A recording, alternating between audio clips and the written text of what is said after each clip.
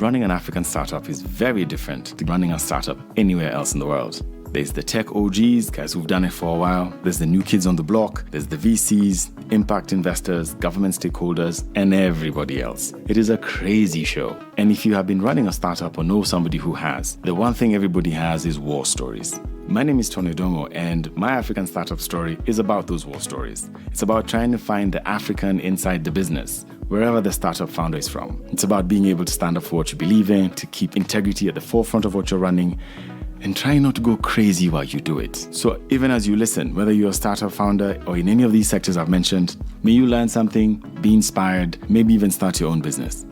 Welcome to my African startup story. Enjoy. This is the second part of Michael Pedersen's My African Startup Story, and we're at where his pivot didn't work out. Let's see how it goes. And that was probably a wrong pivot. That was a wrong. And this is the question I have for you. Is this money you're raising?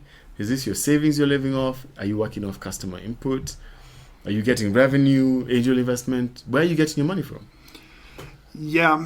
I'm also wondering where I get it.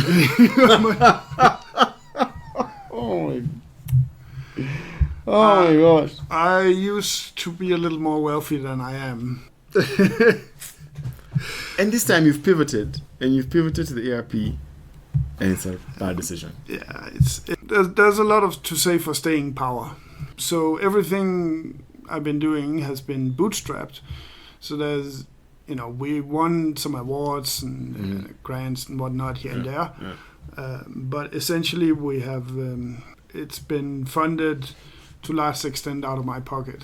Yeah. So everything is running very lean. Yes, very low cost. And this is very different from very many others. Yeah. I'm sure there are others and they're busy working like I am, who are doing the same. Mm-hmm. But there's a recent article that success is measured in investment raised in Africa. That's been happening for a long time now. And I totally agree that gives some kind of skewed picture of what's a good business and what's not a good business. Yeah. Because raising capital to me is not an end goal. It's not an end goal. Yeah. Yeah. And sometimes it doesn't even have to be an indicator of a good business. To me, it's at best a necessary evil. Yeah.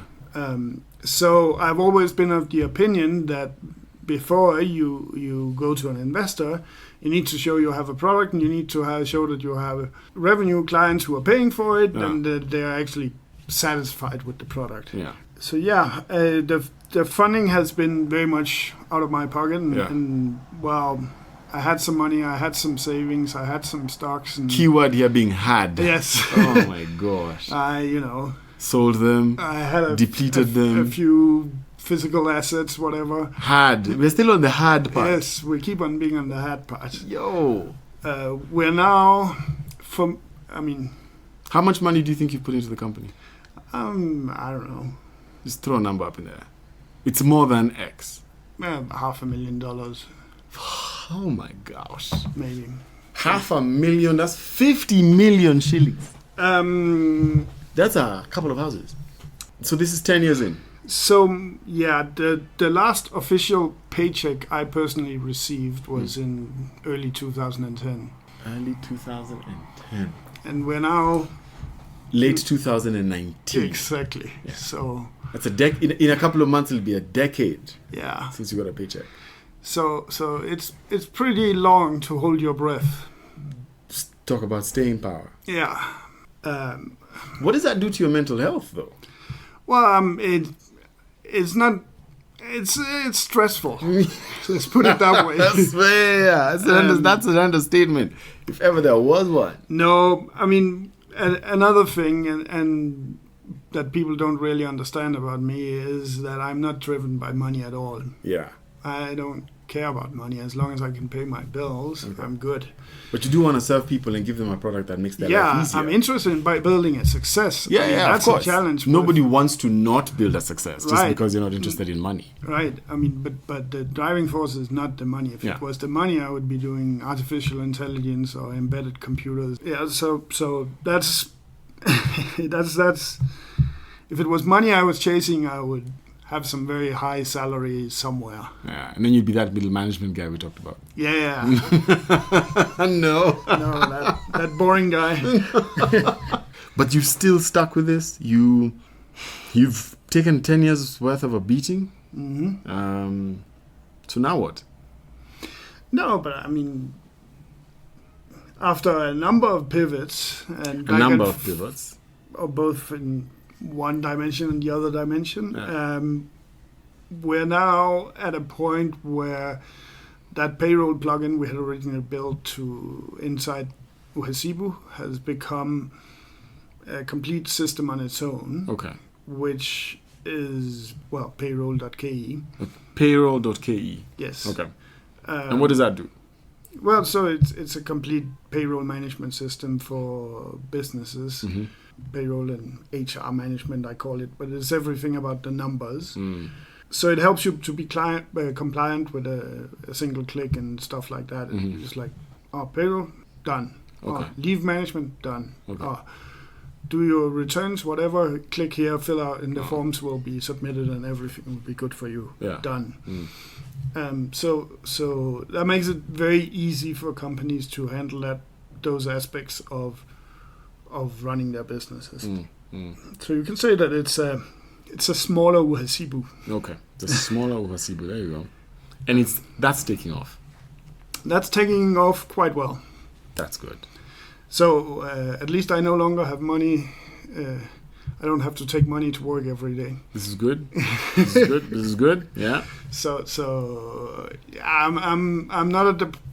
I'm just about the point where you can say that the company is self-sustaining. Okay, that's not bad. Or breaking even or whatever. Yeah, it's floating. Yeah. It's not sinking. It's not rising into the stars, but it's not drowning. It's right there. It's floating. So yeah, I mean, bootstrapping is hard. Bootstrapping is slow. Yeah. Because I would like to hire an army of salespeople and do 700 marketing efforts and so on, but I don't have the budget for it. Yeah. What about this story of white guys raise more money than black guys? Or girls, white people raise more money than black. The endless interviews, reports, stories, experiences of Africans raising so much less money than non-Africans. And predominantly it comes from your country. So you go back to Denmark, find a VC community, a private equity community, angel investors, and get some cash or whatever. Yeah. And your books are clean because, of course, being that you have business management skill and me knowing you, I know I've known you for so long, your books are fantastic. What's that like for you? So you can say that the governance and whatever, all those aspects and compliance and so on, all that is in total check. So at least that's one hurdle that a potential investor would not have with my company. That's true. But again, we're not necessarily very visionary. As a company? What? You just shot yourself in the face, bro. Yes. Oh, really? But it's back to what I said. I'm trying I'm doing something that's true and tested. Yeah. I'm just building a better mousetrap. Okay. Because the mousetrap was always there. Because the mousetrap works. Yeah. I'm not coming up with the next Uber thing or whatever. You're just taking what works there and bringing it here. Yes, exactly. Yeah. So why haven't you raised a ton of money? How would that be a good investment? Well, it makes your life easy. It allows you to hire those 700 salespeople. Sure, it makes it easy and fun for the business. And you go on holiday. But how do you repay that investor his 10 times that amount? True. Which is like, you have to see that value. And I can see that value, but unlocking it is a hard, long push. So why don't more people think that way? Why are more people, in your opinion, just finding it easy to raise a ton of money and then just throw $5 million We're back into the to business? Success being measured by how much you raised, not by how good a company you did or you're building. So me being me, I like to grow slowly and grow properly. Make sure that staff are trained, that procedures are defined, that we know how to handle ABC. So let's say if tomorrow it was an overnight success and we have 1 million clients, things are not going to be chaos. But that doesn't mean... But they are going to be chaos, of course they would. There would be some chaos, but that doesn't mean that the companies that are raising this big capital don't have those processes. Does it? And also this whole concept of growth at all costs. GAC. When you take investment, you get, obviously, for that investment to pay off, you get some pretty strong requirements on growth. Yeah.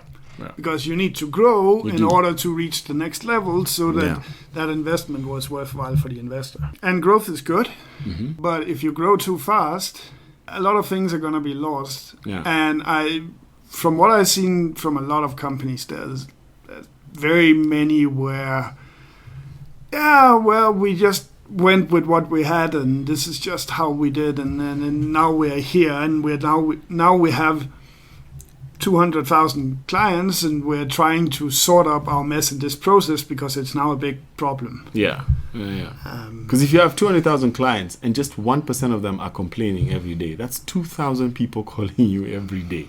That's a lot of people. Yep. So you're not a big believer in growth at all costs, the whole GAC image? Let's say I'm just not a fan of growing faster than your organization can actually follow. There's no blanket measure. That said, I'm definitely growing too slowly. But yes, true. But then I'm thinking, my premise is that the more money that is put into a business doesn't necessarily equate to the speed at which the business grows. It just means you've got more runway to do things and experiment and try things out and sell more and stuff like that. Or is that an assumption that I'm making? Well, it gives you that, but what does it give the investor? How does the investor get his tenfold? Payback in 2 years or something. Like that, Okay, well, how does that happen? By the company being 100 times what it is now, it will be, the investment will be 10 times as much worth or whatever. There has to be growth. It's a must. It's not we're going to invest X million for you to clean up your business so that you can do what you're already doing, but in a more organized, controlled fashion. I've not heard that story. I don't know if you have. We're going to be in 19 countries in 2 days. Exactly. It's more that one. Like, now you've done it, but let's roll out and let's scale it to the bigger market and whatever. And it's like, well... And then what about the ecosystem? This space, Silicon Savannah is what we're called. What has been your experience with people in the space? Because I know you've supported many companies. You've supported mine, like 5 or 6 others that I know, as CTO, just gone in there and done some stuff. What has your experience been with people in the space? Dude, it's a podcast. You can't make facial expressions. Of course I can. What does that even mean? What is that? How's it been? No, I mean, it's interesting. There's a lot of ideas and there's a lot of talent, but there's also, at least, let's say on the hype front, there's a lot of people who, from my point of view, don't know what they're doing. Wow, Michael. There's a lot of people who don't know what they're doing. In terms of running a business, right? Okay. They know exactly what they're doing in terms of their idea and their vision and what they want to do with it. Yes. They've got the semantics right. They got the idea and they're laser focused on the idea and the goal, but not so much on how to get well, this done. all these support activities that needs to happen around this. Yeah. How do you create a good structure? How do you create a company? How do you do HR? How do you build a company? Just literally. How do you make your staff actually help you reach that goal? Yeah. And motivation, HR policies. Of course, there are people who are doing amazing work, but there's a lot of people who are going with the idea alone, who could benefit from having, let's say, some more experienced business people as partners. And there's a lot of those, in your opinion. I would say that there's quite a bit of head over heels. Again, it's also based on this investment focus, right? Because it's always chasing the pot of gold. Yes. It's not how do we build that super great business. It's like, how do we raise that big money? How do we get to that next pot of gold? Yeah. And I'm not too impressed by that, you know. And there's also been quite a number of people that have, businesses that have stopped or disappeared. Yeah. Collapsed, dude. That's the word. People have pivoted into jobs. Into jobs. Which is fine, by the way. Into new companies or something else. Yeah, because you got to pay the bills, man. I mean, yeah, sure. But, you know, I shouldn't be one to criticize because I definitely have my weak points. I don't know if you're criticizing. You're just stating the way it is. This is what is. This is what is. This is how the space looks like. It's not as clean and shiny as everybody thinks it is. It's a bit of a chaos on some aspects, but there's a lot of good ideas. Yeah. And there's a lot of that's clever. Why didn't I think of that? Yeah. Stuff going on. So there's lots of very interesting projects going on. So 2 more questions. First one is, what is exciting you about the space right now? And the second one is, what's your takeaway from this last decade of experience? So we start with the first one. What's exciting you in the space? Again, facial expressions. Podcast. Dude.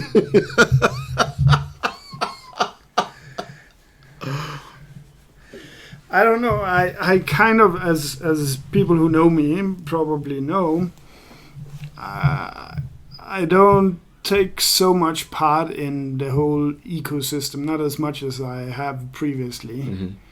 I've kind of like buckled down and focused on my company. Yeah. Trying to, win clients and deliver service. Yeah. I'm not totally down with the beat, or whatever you want to call it, up to speed on what's happening and what's not happening. What's exciting me? Yes, I know. And this is gonna sound very dull. Okay. And actually back to business motivations, that is another strong urge for me, is that the more boring it is, the more interested I am in it. And so the thing that's exciting you the most is the most boring thing of all. Right, which is why I'm now dealing with taxes and accounting and you are a special man. Okay. It's not really, but it's because I find those have the most potential. It's because no one bothers. No one wants to deal with that sort of crap. And that matters. It totally matters. So you flip that around, you're like, well, all the wise kids and bright guys and whatever, they're going for the fancy, flashy new thing. Yeah. And here I am trying to look at, well, what is it that everyone is avoiding? And everybody needs. So there, well, you don't have competition from all the smart guys because they've gone to all these new ideas and they can do their business over there, while I can sort of have my little playground here alone. So that really attracts me. The more dull it is, the less people, the less. It's your blue ocean. There you go. I see. So, but what I was saying about what's really exciting is that not so long ago I attended the recent KIA Tech Summit, and KIA had a tax summit this year. Yeah. They have every year, not every year, but have had for every year for some years. That's a lot of boring tax talk, obviously. But the interesting takeaway is that the mentality has shifted. In 2010, when I sort of set up base in Kenya, I was talking about integration. I was talking about how we can work together and make the value of the offering is stronger than the sum of the individual parts. Yeah. So I was talking a lot to that, and I even went and talked to all the commissioners at KIA's office back in 2010. You went to talk to commissioners at KIA? Yeah. Dude, you're focused. Yeah, ambition. I love that. How did that go? Well, I see your face. Let's just say that was a learning experience. Wow. No, that was quite something. That was something. I mean, I walking out of that meeting in 2010, I knew that nothing was going to happen. Dude, ever on that. Bah, done.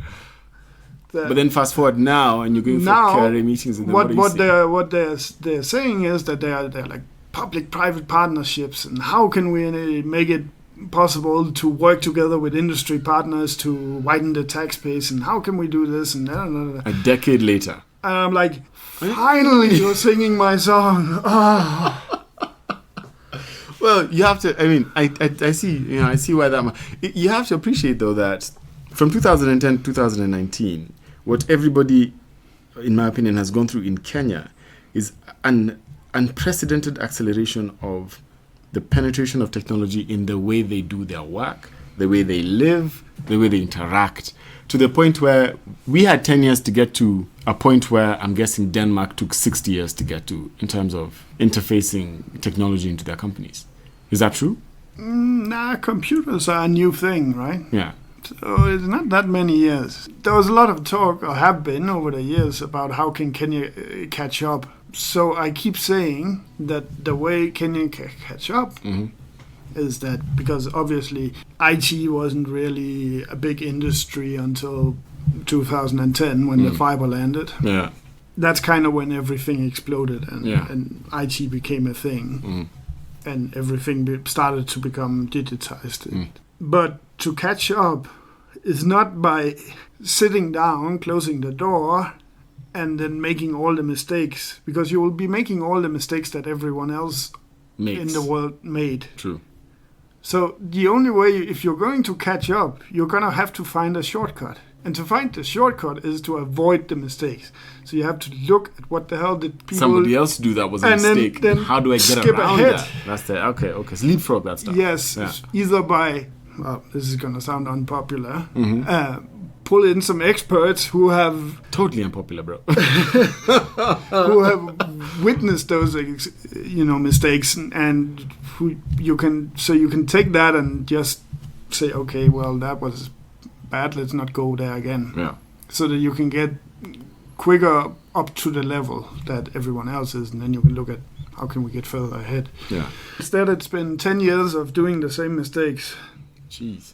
So things have changed fast, yes, but things also changed fast elsewhere. Yeah. So stop complaining, get your act together, and get things done. I mean, the mentality on how to integrate things and whatever and so on, which is everywhere, at least in Denmark, where I came from. When I left it in 2008, it was, it had been there for many years. Yeah. That's now only beginning now, finally. You have moved a lot. Kenya has moved a lot in 10 years. No doubt about it. But has it caught up? Not so much. As approaching where I knew Denmark 10, 15 years ago. So we're 25 years behind Denmark, is what you're saying? No, I'm saying 10, 15. We're 10, 15 years behind Denmark. But here or there? Yeah, of course, if you look at something like Uber, for instance. That's instant everywhere. Obviously, it's the same kind of thing throughout the world. Yeah. So that's on level. Yeah. But on how the integrated things is... On primarily B2B things then. So it's business mostly. Because I think B2C we've caught up. Because you're talking WhatsApp, Instagram, TikTok, Uber, Airbnb. No, but it's also how things just integrate. You mentioned Ledger earlier. Yeah. I know a similar application like that back from Denmark, from before 2008, which... so Ledger only, at least, I don't know if they probably done development and whatever, but from when I knew it, when I knew anything of it, it was looking at your M-Pesa statements and doing stuff on that. Now, what the system in Denmark was doing was it was looking at all your bank accounts and reconciling everything across multiple systems and integrating it. Not just looking at one data point, but looking at multiple all data points. And that... It's a very wholesome, and that's a very big integration. And those are different banks. And that kind of, let's integrate everything because then we can make a system that's super much more impressive than we could ever build on our own. Yeah, exactly. That's not really here yet. No, that's everyone's kind of siloed. Yes, exactly. That's what I'm saying, and that's what excites me is that is slowly starting to change. Slowly. And the big change on that was the Safaricom G2 or whatever they call it. The new M-Pesa Daraja platform. Oh, Daraja platform. Yeah. When they decided you can now integrate that into apps and mobile devices. Everyone else, every big organization in Kenya is looking at, we want some API, something like the Safaricom one. Yeah. So, it takes a leader to do that, no? So I think Safaricom has really set the tone. Yeah. With that one. Yeah. It's really making an impression. It's really making a lot more business people understand that there's some value to be gotten from opening up systems and making possible to link your systems with other people's systems. Do you see the same thing happening in things like IFMIS and NEMIS and all these misses from the government? It's happening. No, you can say what you want about the individual systems, but I mean, iTax is getting an API.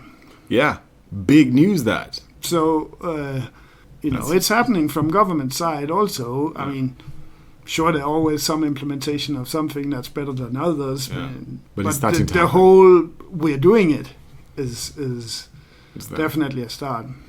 So last one, what's next? What's next? Yeah, what's the plan?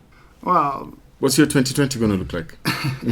Do you do those things? Are you going to have like a New Year's resolution? Yeah, and then we're going to fail miserable on achieving it. What's next? No, so in terms of the Payroll.Key, there's two directions. And I'm a bit in a dilemma at the moment, which of the twos to pursue, let's say, the most. Either I can make the system better for the Kenyan market, or I can try and take it to neighboring markets. So it's either bring what we have to someone else or make more of what we have here. So if you were to sum up your startup experience, your African startup story in a word, what would the word be? Struggle. That's the word. Struggle. It's the struggle. It's tough. It's tough.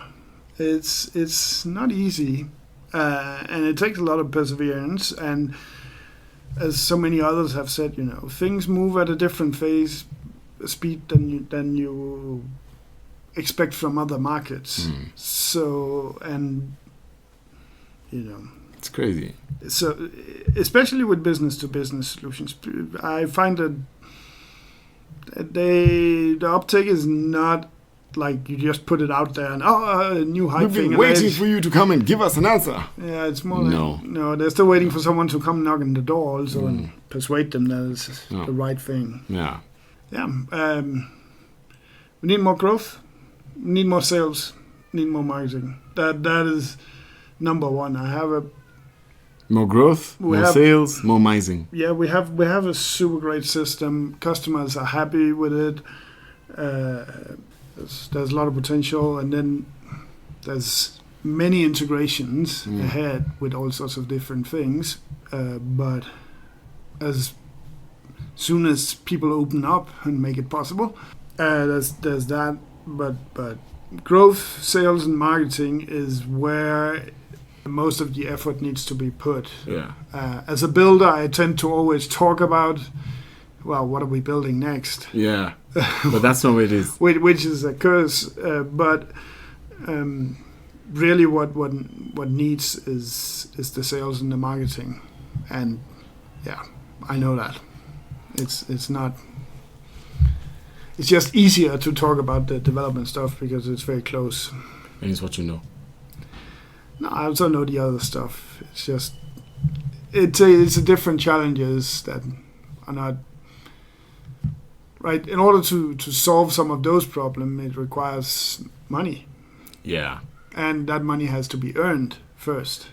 Not raised. Bootstrapped. And bootstrapped. So that puts a very finite limit on how fast you can implement some of those. Yeah. So what are you going to do meantime? Sit still and twitch your thumbs or just then actually improve the system or the product. So meanwhile, while I gather enough funds to do some of the things that require funds to move forward, that's when I now try to improve the system and the product. Right. Thank you for coming, Michael, for the conversation. I appreciate it, and sharing your African startup story with me. It was fun to have you.